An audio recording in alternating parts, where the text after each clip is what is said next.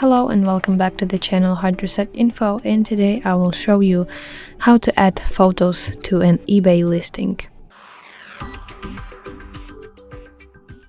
Firstly, open eBay application on your device and then tap Selling section at the bottom side of your screen, and here press List an Item button. So enter the name of your item. For example, this is the item that you want to sell, and eBay will suggest some categories. You can choose one or continue without a match. Here is the button Continue without a match. So for example, I have the same speaker and I want to sell it. Then you need to select the condition of your item, so it can be new, open box, used, for parts, or not working.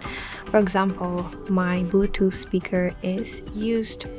Continue to listing button. And here you can add some photos. You can upload them or you can take photos right now.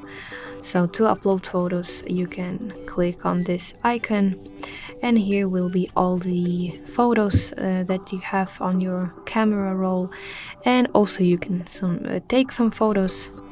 eBay would like to access the camera. Click Allow button, and here is your camera as you see.